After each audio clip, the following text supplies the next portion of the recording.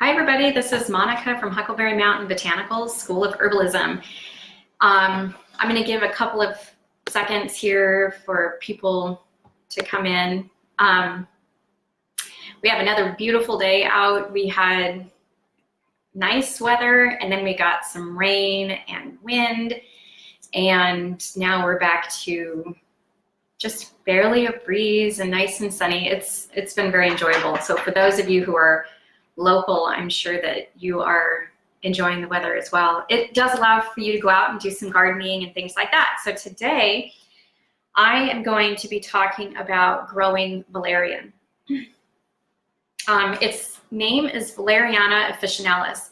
So remember, officinalis always tells us that at some point it has been part of the US or British pharmacopoeia. So it was an official plant that was used for medicine. It is in the honeysuckle family. It used to be in kind of its own family, the Valerianaceae, but now it's part of the, see if I remember this, Caprifoliaceae family, which is the honeysuckle family. It puts out beautiful flowers that actually smell quite fragrant and nice, at least to me. I think some people disagree with that. Some people are like, ooh, doesn't smell very good, but I think they smell really good. And it's extremely easy to grow. There are other species within the valerian family that are also usable for medicine. So you can find those out when you go wildcrafting and that type of thing. So it doesn't just have to be grown in your garden. They're a little bit harder to find. And honestly, growing valerian is so easy that there's no reason why you shouldn't have it in your garden. I'm going to give you a couple of warnings about it only because it does like to spread. It's very spreading. Its favorite location is actually shady, but I have mine in almost full sun, and as long as it stays moist enough, it does okay. As it has kind of reseeded itself, it's moved around, and the places where it's growing the best are the places it's getting a little more shade, which is interesting to me. The best one I have so far in my garden is growing right next to my stinging nettles. And my nettles, if you guys have listened to my videos before, I moved some of the nettles from below over by my pastures and moved them up into my herb garden to make harvesting and also education a little bit easier, so people didn't have to traipse all over the homestead to see what things looked like. And so with my nettle area, I've been adding a lot of organic material because it prefers high nitrogen. So the valerian is kind of like robustly growing right there in that area where it has higher nitrogen. It's a moister area, and it gets a little bit more shade. Not a lot, but a little. So, if you're going to choose an area and you have some shady, moister areas in your garden, maybe choose that spot for valerian. That would be really, really good. The flower, though it does smell good, the root for some people is really nasty. I've heard it, people refer to it as like dirty socks or laundry, things like that. And I don't know. Maybe I'm just so used to smelling or eating things that are not super pleasant. But it really doesn't smell, bad to me. I think it smells quite good. And they say even as it dries, the root dries longer, it gets stinkier, but I've got some dry root here and I actually can drink the tea. Valerian is really, really good for sedation. It's considered kind of a hypnotic, where it puts you into this state of sort of not really caring what's going on around you and easing you down and helping you go to sleep. It's also a muscle relaxant. And so if the lack of sleep is associated with high stress or anxiety or muscle tension, valerian can really help. It's also good for menstrual cramps and even the GI, relaxing and allowing for not such stress stuff. Some warnings about valerian though. for about half of the people who take valerian, it is not really sedating, and particularly when you first take it. I'm one of those people. If you tend to be warmer, your cheeks are redder, you maybe have a little bit more heat going on, this actually may be stimulating to your body. It does increase circulation. And so for people that are more like cold, they're paler, they're maybe they look a little worn down, and you know, it's kind of like, you know, just imagine me pale and a little thinner and just sort of, and everything's kind of getting to me. The valerian would be a good choice for that. It also can cause a little bit of morning after grogginess. So you need to be careful what, how much you're taking or giving to somebody. You have to be really cognizant of that. Matthew Woods uses this in kind of drop dosing. So he gives very, very little and says that that's perfectly effective. Other herbalists give it in a little bit larger amounts. My opinion is take it and beware of how it's affecting your body. Maybe if you have a free day, like a Saturday or something, and you don't have anything to do the next day or even that day, you could try taking a little bit and see how it affects your body, and write it down, like, oh, I got really, really relaxed, or I didn't. When I take valerian or anything with valerian in it, I feel wired. And I figured this out a few years ago when I decided I was going through a really stressful time, and I was like, okay, I need some help sleeping. So I ended up making a blend with valerian and a couple of other things to help me sleep. And I got really, I was worse that night than I had been any night. And so I started doing them individually. And when I got to valerian, I realized, whoa, that really, like, it almost makes me agitated and irritated and unable to relax or sleep. So don't think that just because it's about half or 4 out of 10 people are affected negatively from it, like me, that you necessarily can or cannot take it. This is a good thing to experiment with. It's been a very popular herb, and it's in a lot of sleep aids, natural or herbal sleep aids that are over the counter. You can choose to make this into a tincture. You can choose to drink it as a tea. And the warning again with the tea, some people really don't like the taste. I don't mind the taste of valerian at all, but some people are extremely bothered by it. So drinking it as a tea can be challenging, you know, if you don't like the taste. Tinctures can be a little more palatable and easier to get down. And it's easier to do more specific dosing if you've made a tincture. Both the fresh root and dry root can be tinctured. And there are some species of valerian out there that, Michael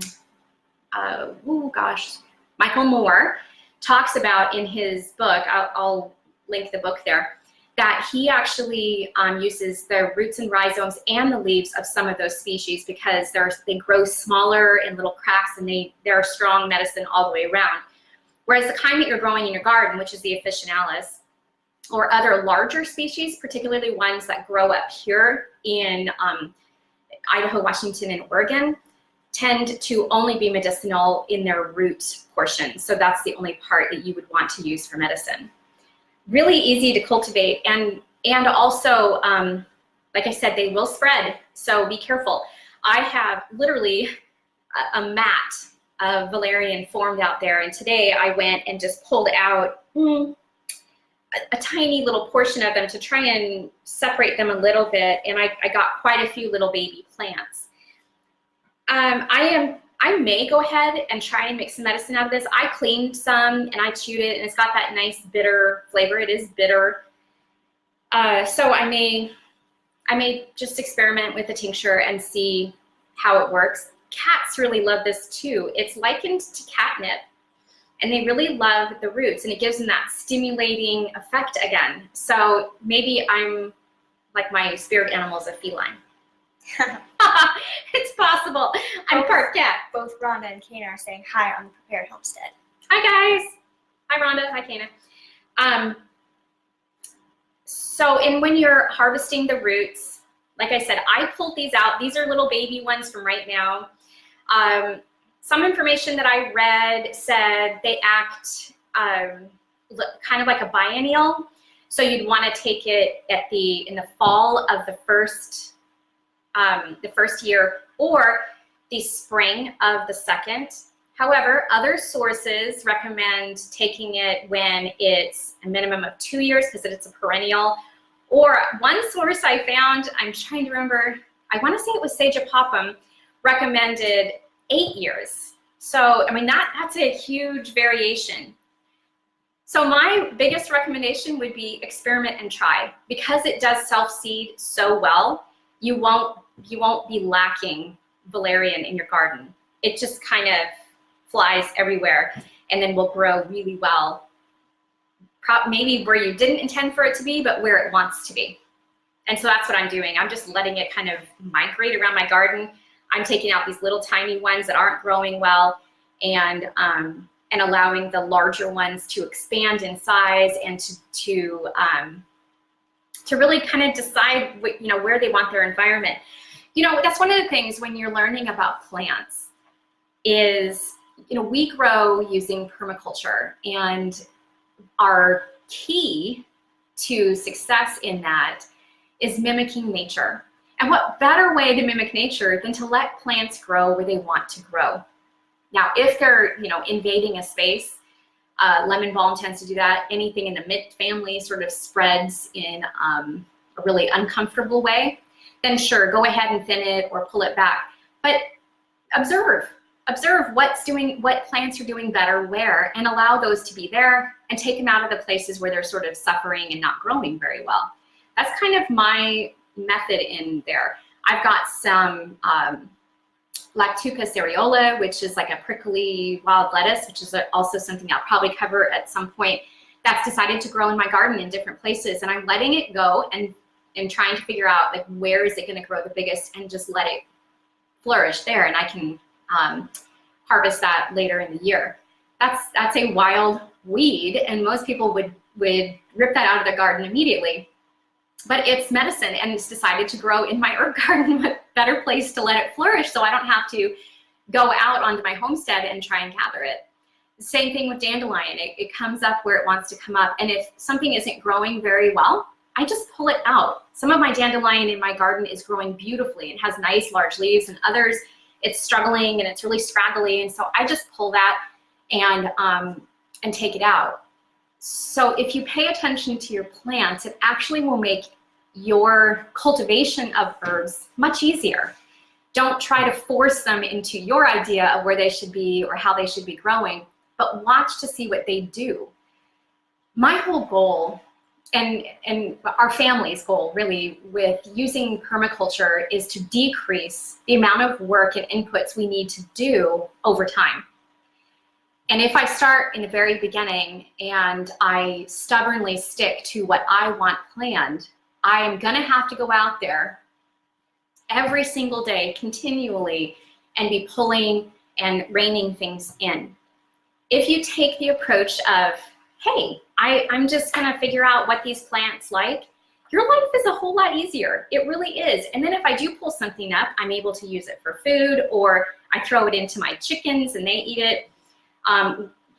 We can do stuff with it. I've got tons of wood sorrel, the purple variety, growing out there, and I just go out and munch as I come along, or I'll throw it into a soup or into a recipe, or we'll make a delicious lemonade out of it. But I don't go out there and just like, oh, I need to tear that stuff out. It's growing where I don't want it to grow. A lot of things are growing where I didn't intend for them to grow, but they're growing great. So, my chamomile has spread and changed. It's not, I have my little rocks that are perfectly around my chamomile to keep people off of them.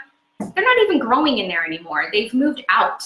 So I'm just gonna tell people, like, hey, be careful where you walk, because wherever you walk, you're stepping on food or medicine. It's my herb garden, so tread carefully. And I encourage you to do that too. Now, of course, there's some people that really like to have a well-manicured, perfectly pristine garden, and that's gonna be a lot more work. And growing perennials, is harder, especially ones that want to spread or move. But if you just embrace nature and embrace, you know, how it wants to move, then your life is a lot easier and you have much more access to medicine and food. Even the wild stuff that you go out wildcrafting for can grow with success in your herb garden. I will take you on a tour of my herb garden a little bit later, just so you can see what I'm talking about, because, you know, I whenever I give talks to garden clubs and master gardeners and things like that, one of the things I have mentioned, which we've been asked several times to be part of garden tours. And I'm like, people, our gardens are not, you know, neat. You know, they're not like these cultivated, totally manicured gardens. It's wild. And I like it that way. It's kind of like me. I don't like to be trapped. I don't like to be perfect. I just want to be free. And that's how I imagine my garden. It's just this free, living thing that gives to me not only food and medicine, but also emotional and reduces my stress just being in the garden. Lindy and I were just talking about that, how it's so therapeutic going in, not having to deal with people or computers or work or anything else, and just weeding or harvesting in our gardens. There is therapy in that. And so I highly encourage you to start a garden, but don't get your panties in a bundle if it doesn't grow perfectly and it's not, you know, really, really pretty. Who cares? It's your garden, and it's a life that gives back to you as you give to it. So anyway, I think that's all I have to say, since I got totally off subject talking about gardening and growing. But let me know if you're starting an herb garden, and I would love to see photos of your herb garden, especially if it's wild like mine. All right, until next time. Oh, wait. Don't forget, follow me on Facebook, Huckleberry Mountain Botanicals. I have lots of free content. If you go to academy.huckleberrybotanicals.com, sign up for my free course there. And on huckleberrybotanicals.com, you can also sign up for my newsletter. I send it out once a week, and that's it. And that's about updated blog posts. And that's about all I send out. So, you know, your email, it's not going to get an influx of all this stuff. I don't have enough time to be putting together newsletters all the time. So, okay, other than that, YouTube, I post everything on YouTube, but it's under the Prepared Homestead, and I put it under the herbal playlist. So I'll be posting all of this there as well. So follow us on YouTube, and there's a lot of great information on permaculture, growing, homesteading, water, catchment, gosh, just tons and tons of things. So until next time, oh wait, no, I have one more thing to say. Sorry, teaser all the time. I am changing my lives. Next week, we'll be going Monday evening, and I'm thinking 6:30 Pacific, and then also Saturdays. And what time were we thinking? Like 10 a.m. or something? Yeah, I think 10 a.m. Pacific. Hopefully more people can make it, but our schedules are changing here, and so we need to change it to an evening and weekend, and those are the only evenings that we have available usually during the week. So hopefully you will be there. I will put that updated schedule out so that everybody can see, and let people know if you think someone would be interested in just learning some herbal stuff. Sometimes we do cooking, sometimes we talk about growing or wildcrafting, just all kinds of subjects. So follow me on Facebook if you don't, and tune into my lives. All right, now this is for real. Until next time, help enjoy.